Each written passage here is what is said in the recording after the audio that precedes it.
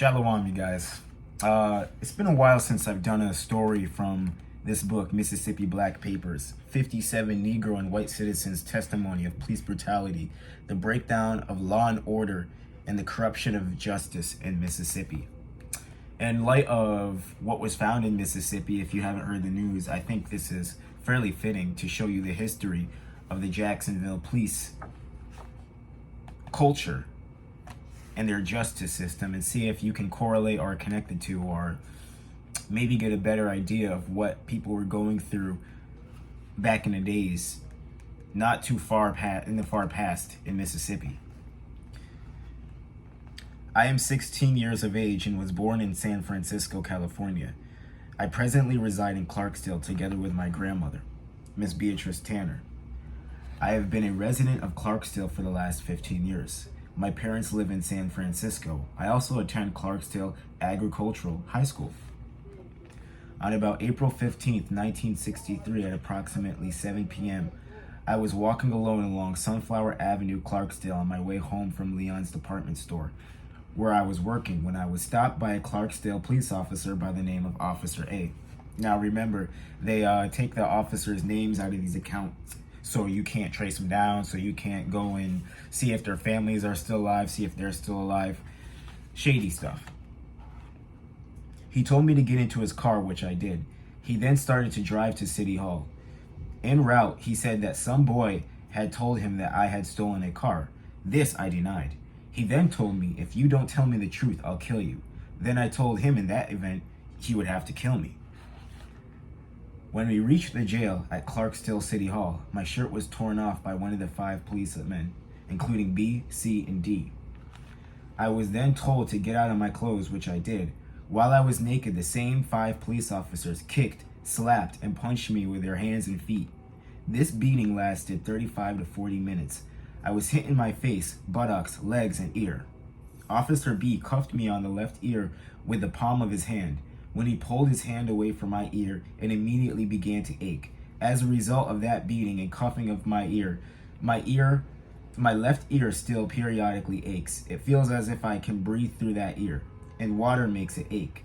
I never had that trouble before the aforementioned beating.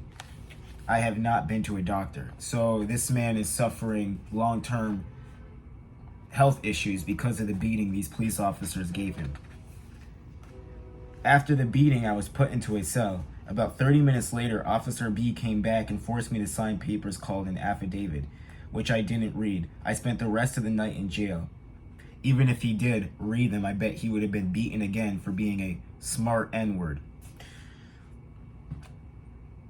The next week, I was taken to city court. I have been in jail up until then with no visitors and no lawyer. At the court, I pleaded guilty to possessing a stolen car, a 1955 Chevrolet. 3 other boys, Sonny, Roosevelt, and June, were also convicted. I was, and still am, innocent of the charge. Remember, it doesn't matter if you were innocent or guilty at this time, like I've said in previous videos. They just want you dead. They're going to pin whatever they can on you. I had been in said car only once, and that was about 2 days before the aforementioned arrest. And that was when Sonny drove the aforementioned car over to my house and said, "Look at what my mother bought me." I then rode in the car with Sonny for about an hour and a half. I did not know that it was stolen. After riding, Sonny dropped me off at Henry Lawrence grocery store, Poplar and Jefferson Aves, and then he drove off with the car. I was sentenced to 1 year imprisonment and $500 fine and served 8 months. About 1 week after I began serving my sentence, I was whipped, beaten, and assaulted a second time. This was done by Police Officer E. He used a long leather strap about 3 feet in length and whipped me in the buttocks. This beating lasted about 15 minutes. The next beating came about a month later was administered by Officer E and Officer F, with the aforementioned leather strap on my buttocks with no clothes. This beating lasted about 10 minutes and resulted from my refusal to inform on another prisoner. So these Mississippi police officers in 1963 are making black men, grown black men, get naked, and they're whipping them with whips. But they say slavery ended how long ago? This beating lasted about 10 minutes and resulted from my refusal to inform on another prisoner. The next beating occurred about 2 weeks later.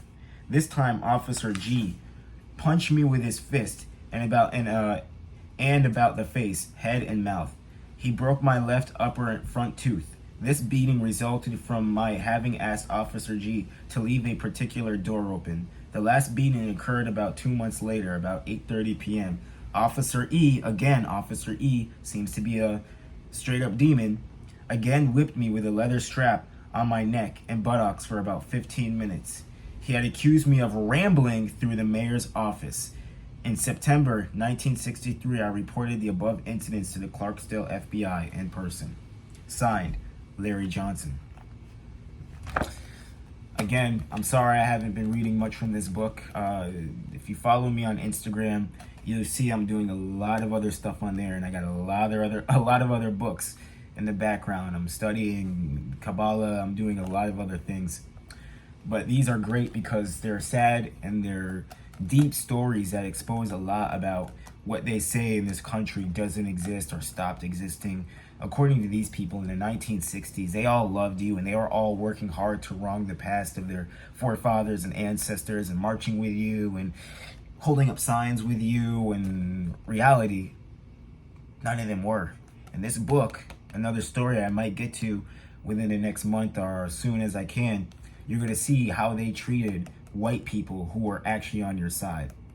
Another YouTuber once said they quote unquote termed it the honest white man. And honest white men pay with their lives, especially in those times when they try to stick up for Negroes, when they try to stick up for black people. They paid with their lives a lot of the time. They paid with their jobs. They were either told to get on the right side, get on our side, or we are going to take everything from you and we're going to drop you to a level worse than the black man. So maybe tomorrow, maybe later this week, we'll get to another story from here. I think we got at least still over 50 to go, and they don't get any better. Some of them are there's a really bad one in here. I'm going to try to read that one next. So with that being said, all praises to the Most High. Do your history. Remember, go check out the National Newspaper Archives where you can see these stories. Just type up lynchings and you'll get over 3 million results of just awful stories. So don't let them have you think that this stuff wasn't happening. Don't let them try to push critical race theory like as this is all a theory, as if we're making up these stories and they were not as bad as they said they were. Because this was going on in Mississippi. And when I heard the story about the jail and how many bodies they found buried behind that jail in Mississippi, the first thing I thought of was Mississippi Black Papers. These cops are openly beating the hell out of black prisoners, whether they're innocent or not, busting their tooth, making them get naked, whipping them. I read a story where they're making female prisoners get naked too and whipping them and assaulting them.